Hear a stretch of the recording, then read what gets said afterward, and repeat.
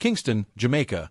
Jamaicans awoke Wednesday to a landscape of utter ruin after Hurricane Melissa, the most powerful storm to strike the island in recorded history, ripped through with sustained winds of 298 kilometers per hour, 185 miles per hour.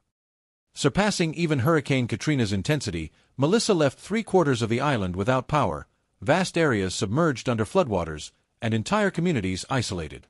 Prime Minister Andrew Holness declared Jamaica a disaster area on Tuesday, cautioning of devastating impacts to homes, businesses, hospitals, and schools.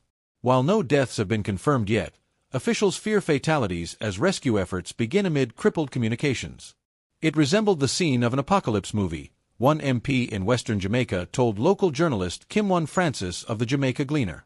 Francis, reporting from the storm's epicenter, described a night of stressful and intense conditions with unrelenting wind and rain. "You don't have a connection. You can't speak to the people you normally speak to," she said on BBC World Service's Newsday. Floods submerge homes and split cities. In Montego Bay, the tourism hub and site of Jamaica's main airport, floodwaters have effectively divided the city. Mayor Richard Vernon told BBC Breakfast that heavy rains following the winds caused massive floods right across the city, inundating roads and cutting off one side from the other. His priority at dawn: check if everybody is alive. The southwestern parish of St. Elizabeth, dubbed Jamaica's breadbasket for its agricultural output, is entirely underwater. Local government minister Desmond McKenzie reported at least 3 families trapped in Black River, with rescue teams hampered by treacherous conditions. Verna Genus, a 73-year-old vegetable farmer in Carlisle Village, St. Elizabeth, lost her zinc roof while sheltering with her sons and infant grandchild. Her sister, June Powell in the UK, recounted the harrowing phone call. She was crying, wailing, "We are all finished." With power lines down, families like Genus's remain cut off, and destroyed crops threaten long-term food security and farmers' livelihoods. Central parishes saw floodwaters rise to the roofs of 2-story homes. One resident told the BBC, "There is water coming in through the roof of my house. I am not okay." Rural leader Tamisha Lee, president of the Jamaica Network of Rural Women Producers, reported uprooted trees, flying debris, and widespread anxiety. "The damage will be enormous." A Category 5 monster fueled by climate change.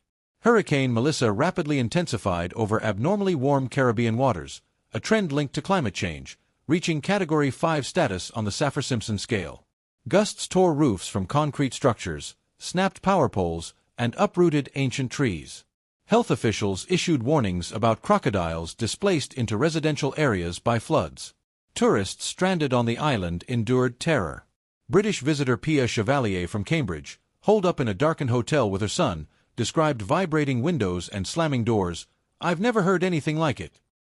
In Ocho Rios, Wayne Gibson from Kent sheltered in a communal hall with his family. Kyle Holmes in Lucia called his hotel a disaster zone, unsure when flights would resume. Economic stranglehold and path ahead. Montego Bay's paralysis strikes at Jamaica's tourism heart, while agricultural losses in St. Elizabeth could cripple the economy.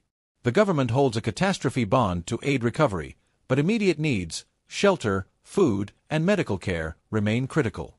By early Wednesday, Melissa had moved to Cuba as a weakened Category 3 storm with winds over 200 kilometers per hour, 124 miles per hour, but Jamaica remains paralyzed.